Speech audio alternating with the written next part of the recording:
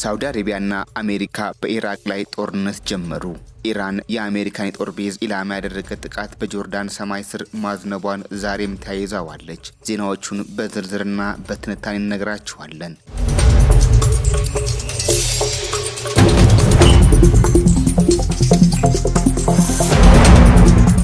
ሳውዲ አረቢያና አሜሪካ በጋራ በመሆን በኢራቅ ታጣቂዎች ላይ ጦርነት ጀመሩ። ሁለቱ ሀገሮች በጣምራ ባደረጉት የአውሮፕላን ድብደባ 20 የኢራቅ ዋጊ አማጽያን ሲገደሉ በርካቶች የአካል ጉዳት ደርሶባቸዋል። ሪያድና ዋሽንግተን የጣምራ ጦራቸውን ያዘነቡት ወትሮም ቢሆን በጦርነት በደቀቁት 7 የኢራቅ አውራጃዎች ላይም እንደሆነ ታውቋል። ዋና ከተማ ባግዳድ፣ ዳያላ፣ ነቬህና በርት ላይ የተባሉ አካባቢዎች በአውሮፕላንና በድሮን ድብደባው ሲናጡ ማደራቸውን በርካታ የከተማው አካባቢዎች ወደ ፍርስራሽነት መቀየራቸውንም የሚያሳይ ተንቀሳቃሽ ምስል ተሰራጭቷል። የኢራቅ ህዝባዊ ኃይል በመባል የሚታወቀው ጥቃቱ በቀጥታ የተቃጣበት ታጣቂ ቡድን በሪያድና በዋሽንግተን የደረሰበትን ግድያ አውግዞታል። የገልፉ ባለሀብት ሳውዲና የአትላንቲኳ ባለረጅም ክንድ በቡድኑ ላይ የዘመቻ የከፈቱት ከኢራን ወታደራዊ ተልዕኮ በመቀበል በሳውዲ አረቢያ ነዳጅ ማውጫ ስፍራ ላይ ያለመ በሚሳይል የታገዘ ጥቃት ከየመኑ ሀውቲ ጋር በመሆን በማድረሱም ነው ተብሏል። አሜሪካና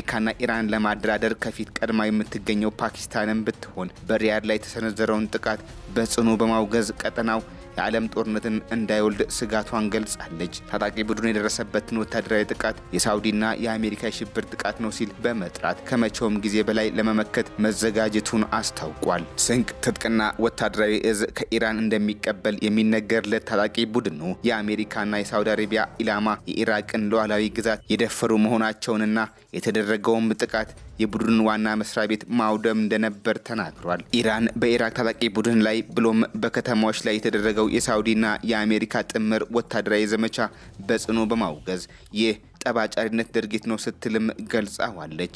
ኢራን ይህንኑ ጥቃት የተባበሩት መንግስታት ድርጅት ሕግ አንቀጽ 2 ንዑስ አንቀጽ 4ን የሻረ እንደሆነም አመልክታለች። የኢራቅ ጠቅላይ ሚኒስትር አሊ አልዛይድ በነገው ዕለት ወደ ሳውዲ አረቢያ ለማቅናት ቀነቀጥሮ የያዙ ቢሆንም ከጥቃቱ በኋላ ሀሳባቸውን ለውጠዋል። ጠቅላይ ሚኒስትሩ ጉዳዩ አሳሳቢ በመሆኑ ሀገሪቱ ዳግም የጦርነት ሜዳ እንዳትሆን ከወዲሁ መቀልበስ በሚቻልበት ሁኔታ ላይ ለመምከር ሀገራቸውን ብሔራዊ ደህንነት ተቋማትና ወታደሮች ለማነጋገር ተገደዋል።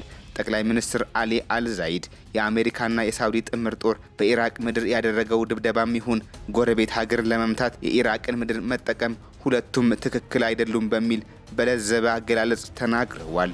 የሳውዲ መንግስት ለኢራቅ መንግስት በላከው መልእክት ሀገሪቱ የማንንም ተልዕኮ የተቀበሉት ወታደሮች የሚገኙባት እንዳትሆን እንዲያደርግም አሳስቧል። ከኢራቅ የተነሳው በሳውዲ አረቢያ ላይ ያነጣጠረው ጥቃት የተደረገው የኢራቅ ይፋዊ መንግስት በኢራቅ ምድር ከመንግስት ውጪ ያለ ታጣቂ በሙሉ የያዘውን ትጥቅ ያስረክብ በሚል ጥሪ ካስተላለፉ አንድ ቀን በኋላም ነው። የተለያዩ የአረብ ሀገራትና የገልፍ ትብብር ምክር ቤት በሳውዲ አረቢያ የነዳጅ ማውጫ ላይ የተደረገውን ጥቃት በማውገዝ በተለይም ኢራንን በመኮነን ለሪያድ ያላቸውን አጋርነት አሳይተዋል።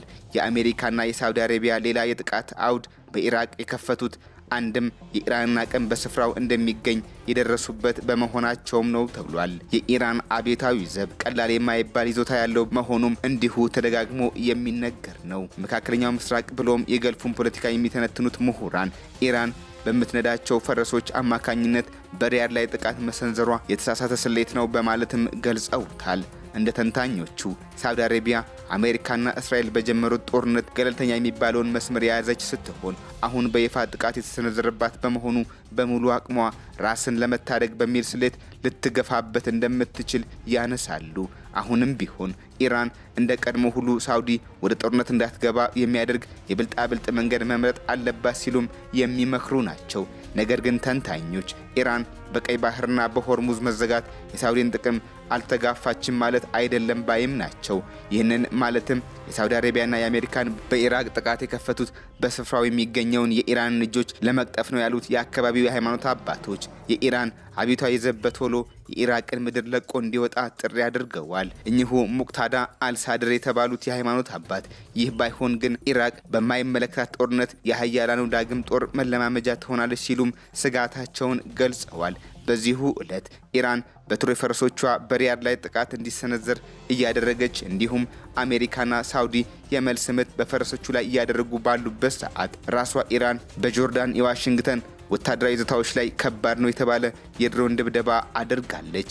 የአሜሪካ ጦር ከፊሉን ማምከን መቻሉንና ሳያስበው ጥቃት የተቃጣበት መሆኑን አልሸሸገም። ፕሬዝዳንት ትራምፕ ለፎክስ ኒውስ በሰጡት ቃለ ምልልስ ሀገራቸው አሜሪካ አሁንም በኢራን ላይ የበረታ ክንዷን እንደምታሳርፍ አረጋግጠዋል። ፕሬዝዳንቱ በሳውዲ ላይ ጥቃት ያደረሰውን የኢራቅ ታጣቂ ቡድን የምድራችን ካንሰር ነው፣ ከኢራቅ መንግስት ጋር በመሆን ከአፈር እንደባልቀዋለን ሲሉም ዝተዋል።